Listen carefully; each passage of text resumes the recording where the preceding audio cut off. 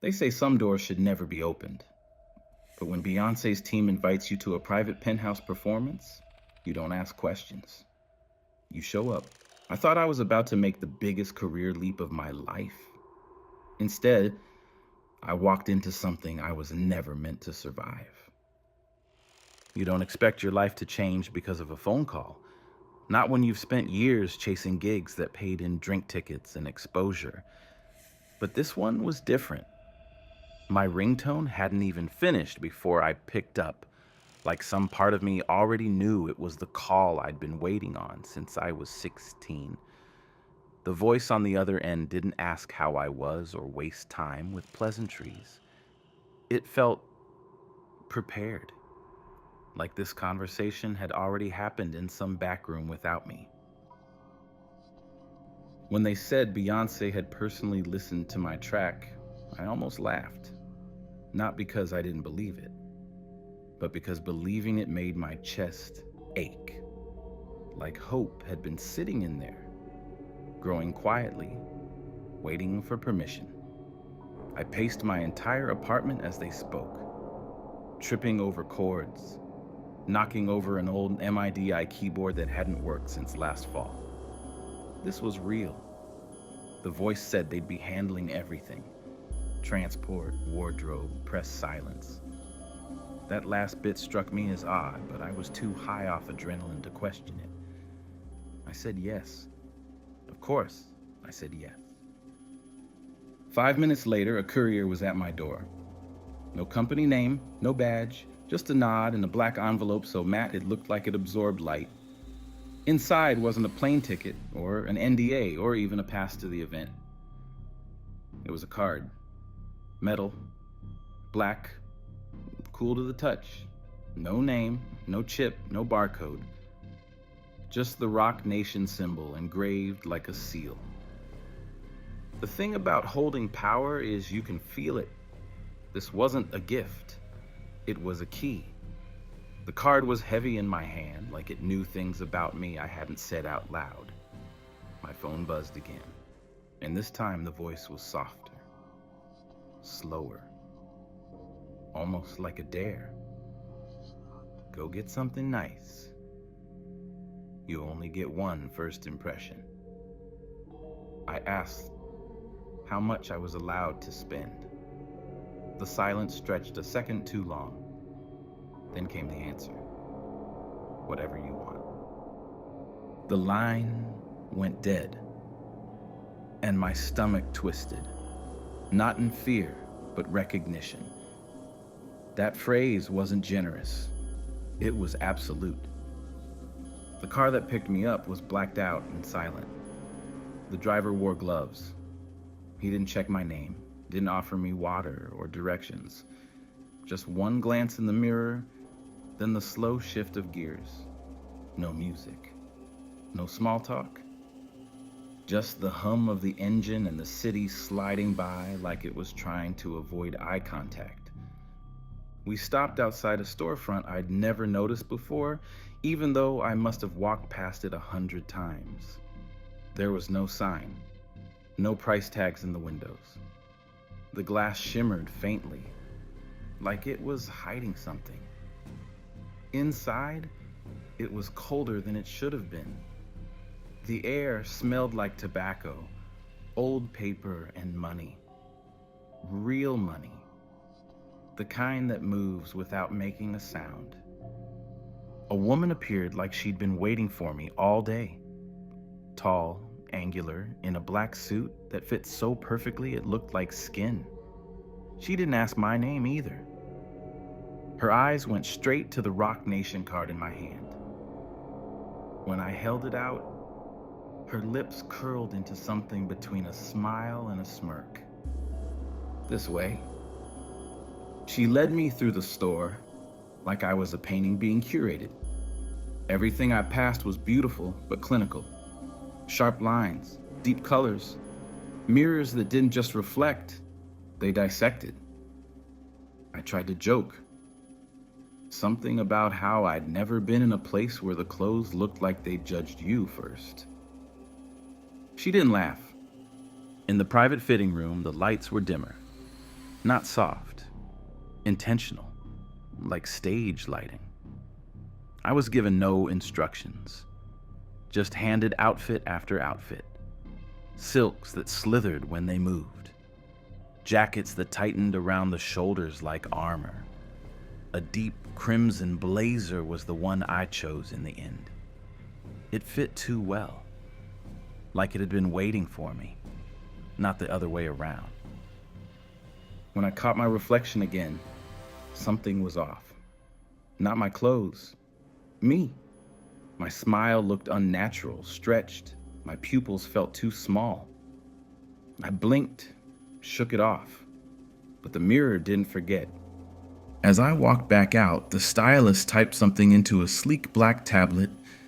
I noticed her eyes flick to my neck, then back to the screen. It felt like I'd passed a test I didn't know I was taking. The car didn't take me home. I wasn't told where we were going. We turned down streets I'd never driven, past neighborhoods where the lampposts were gold-tipped and the traffic disappeared. When we stopped, the building loomed above us like a monolith. No sign, no entrance buzzer. Just a man in white gloves who opened the door and nodded like I already belonged there. The lobby was silent. Not just quiet, engineered silence. Every step I took echoed. I could hear my own heartbeat in my ears. Even the elevator button was different. Brass, smooth, no numbers, just a keyhole and a soft chime when the doors opened. Inside, mirrors, floor to ceiling. I saw myself from every angle. It was disorienting. My jacket seemed darker now, my skin paler. The lights inside the elevator didn't just shine, they examined. As we rose, the hum turned into a drone. It wasn't mechanical, it was deeper, like something vibrating just beneath the surface of the building itself. When the door slid open, the hallway was bathed in gold. Candlelight lined the walls in perfect symmetry. I stepped out into it like I was entering a church. The air was thicker here, perfumed but not floral. It was something older. Frankincense, maybe. Or blood. The penthouse door was slightly open, just enough to make you hesitate. That crack in the door felt like a warning, a whisper. I stood there for longer than I should have. My instincts flared, but the silence behind me was louder than anything ahead. I pushed it open. The room inside was massive, but every inch was heavy. Furniture low and wide, velvet that soaked up light, a carpet so soft my shoes left no sound. And in the center, framed by a ring of candles like an altar, was a circular bed. Black sheets, twisted, used, not staged. But above the bed was what stopped me cold.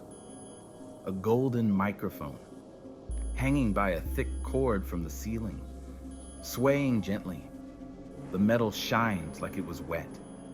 The carvings along the shaft shimmered with every flicker of flame, and the longer I stared at them, the more they moved. Not from the air, from something inside. Then a voice, smooth, familiar, close. You like it? I turned slowly. My chest tightened. Beyoncé stood in the doorway. She stepped into the room like it belonged to her soul. Not just her name, her essence. Beyoncé didn't glide or strut or make an entrance. She arrived. And with that arrival, the atmosphere thickened. My tongue went dry. My pulse no longer felt like mine. She was wearing a gown that caught the candlelight in strange ways. Not sequins, not glitter. Something more fluid, like the fabric had memory. Like it knew it had draped over a goddess before. She walked barefoot, but each step was measured, intentional. Every move felt rehearsed. or ritualistic. Her eyes met mine, and I froze. There was nothing soft in her gaze, no warmth, no celebrity glow. Her look was heavy, calculating. She didn't blink. She stopped under the microphone, reached up and let her fingers graze its surface. I swear, I heard it shudder. Not a sound the cord made, but the mic itself, like it had lungs, like it inhaled at her touch. "This microphone carries echoes," she said quietly, her voice deeper than I expected. "It holds voices, energy." Her words landed in the room like stones dropped into still water. I nodded, but my body wasn't really mine anymore. My legs were numb. My mouth moved slowly. She didn't ask. She gestured toward the bed, the sheets still warm like someone else had just left. I hesitated at the edge, not because I didn't want to sit, but because my instincts were clawing at my ribs. They were screaming, telling me this wasn't a performance. It was a submission. But my body sat. My will followed. She sat beside me, close enough that I could feel the heat radiating off her skin like a low flame. The air pressed in closer. The ceiling felt lower. The candlelight cast too many shadows for a room this size. From the corner of the penthouse came a shift, a voice, low and slow. It moved through the room like a tide. I turned my head instinctively and caught the faintest outline of a man. Legs spread, watch catching light. Still, silent, but present. Jay-Z. He didn't speak, but his existence spoke for him. Another voice joined his in a lazy, amused hum. Diddy. I didn't need to see his face. That voice has lived in the background of every party I've ever been to, every VIP room I've passed by. But here it was, like smoke, thin, wrapping around the room, twisting through my spine. "You hear them?" Beyoncé whispered. "They've been listening. Now it's your turn to sing." She took my hand. Her grip was light but cold. Too cold. "You don't need lyrics," she said. "Just respond. Let it hear you." The golden microphone tilted forward slightly, without a breeze, without a pull, as if it was leaning in on its own. And then I heard it. A sound. Not electrical, not air. A slow, dragging inhale.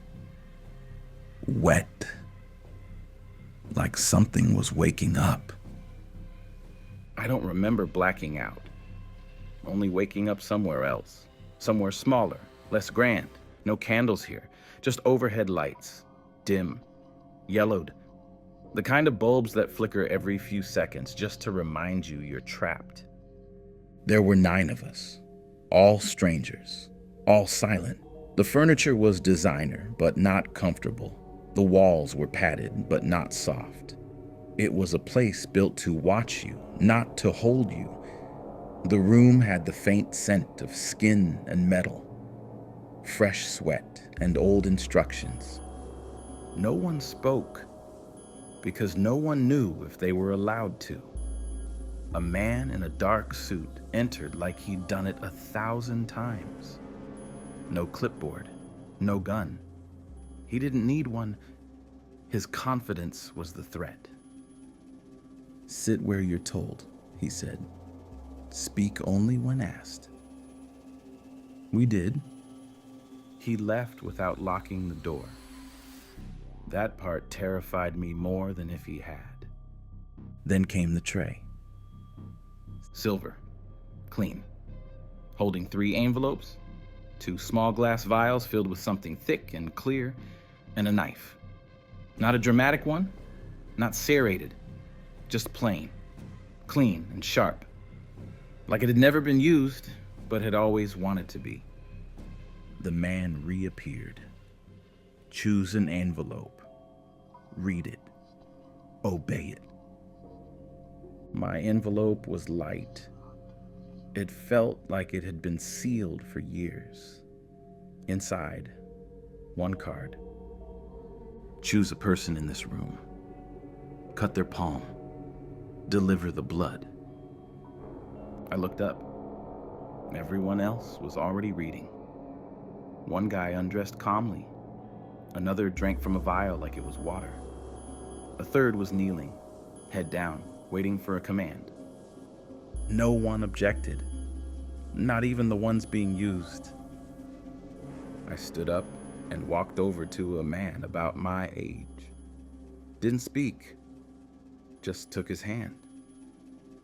He didn't flinch. I pressed the blade across his palm. The blood came easily, dark, warm, fast. A woman I hadn't noticed opened the door, dressed in all white, face blank, gloves on. I handed her the cloth. She nodded once, left. No one acknowledged it. No one asked me why. It wasn't about pain. It was about following through. 10 minutes later, I heard heels. Measured, slow, echoing in rhythm with the fluorescent flickers above. She appeared in the doorway. Beyoncé. She didn't smile, didn't speak. She looked inside, took in the man still kneeling, the blood on the tray, the silence we wore like uniforms. And then she walked away.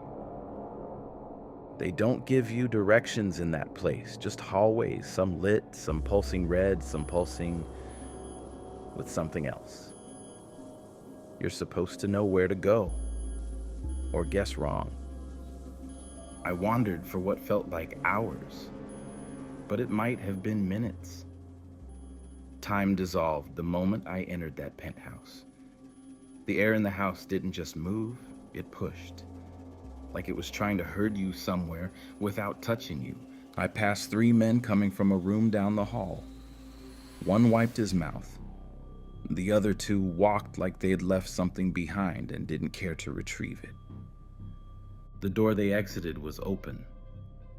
I looked inside. 2 women standing still, dressed, composed. In front of them, a man on his knees, fully nude, arms behind his back, his mouth bleeding down his chin. He was grinning. No one was restraining him. No one was forcing anything. But his eyes were empty, like something had been scooped out of him and replaced with obedience. A man in the corner scribbled notes. Clipboard.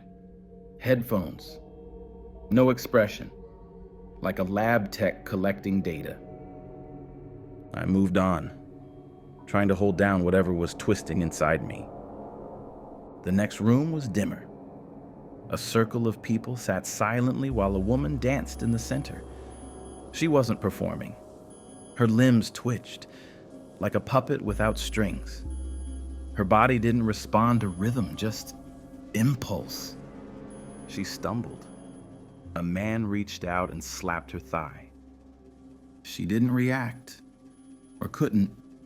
No one said a word. I didn't either. That's when I realized this place didn't run on dominance. It ran on silence. Everyone was complicit by doing nothing. Further down the hall, I saw it again. A man blindfolded. 3 others whispering into his ears. Touch that. Open wider. Slower. He obeyed each command with shaking hands. And each time, they praised him. Not with kindness, but with ownership. Like he was a pet performing for treats. I stopped walking when a woman in red appeared. Not walked, appeared. She blocked the hallway, her posture rigid, her stare blank. "Do you want to participate?" she asked. Her voice didn't offer curiosity. It extended a challenge. I didn't answer right away. She smiled, not with joy, but victory. Hesitant ones break better. And just like that, she was gone. And I was left wondering if I'd already failed something I didn't even know I was being tested for. There's a moment when you stop pretending, when the room you walked into as a guest starts shaping you into something else. I felt it the second the leather touched my neck. Thin, cold, precise.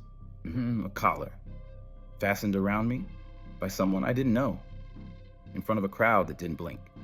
And I didn't flinch. I didn't ask why. I laughed, played along, because pretending it was funny was easier than admitting I had no control anymore. It wasn't a prop, it wasn't fashion, it was placement.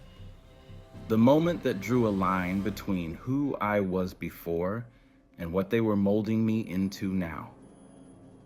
They didn't cheer. They didn't need to. This wasn't about spectacle. It was about pressure. Silent, suffocating pressure to conform, to comply, to become what they wanted without asking questions. I watched others fold the same way, each one trying to stay calm while something inside them unraveled thread by thread. Some looked proud of how far they'd gone. Some smiled too much. But behind every smile was a quiet, gnawing fear. None of us knew what came next. And that's what made the whole thing work. The not knowing. The slow dance of how far would you go if no one told you to stop? The answer was always the same. Farther than you thought. The deeper into the house I went, the more familiar faces I saw, and none of them looked surprised to be there. No cameras, no stage, just people with power pretending to be spectators while others acted out scripts they didn't write. Jay-Z sat inside a glass-walled lounge above the main room like a king behind invisible walls. His posture was effortless, still, almost regal. But the way people moved when he shifted, when he even leaned forward, told me everything I needed to know. He didn't have to speak. People adjusted their actions based on how long he stared. One woman, brought before him, trembling, looked like she might run. But she didn't. She held still while he whispered something. I didn't hear what it was.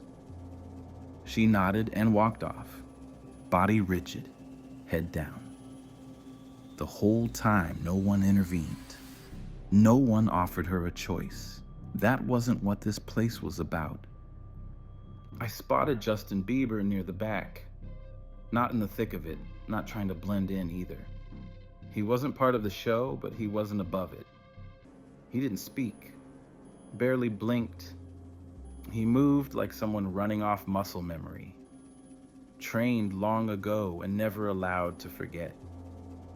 Someone near me muttered, "He learned early. That's why he's still around." It made me sick, because suddenly, everything I thought I knew about making it in this industry felt like a cruel joke. You didn't survive here by talent. You survived by obedience. Kanye showed up, silent. He didn't join the others, just stood in the back while a girl screamed her safe word once, twice, 3 times, and no one moved. He didn't flinch, didn't even raise an eyebrow. And when it was over, he just turned and walked away, like it was another item on a list.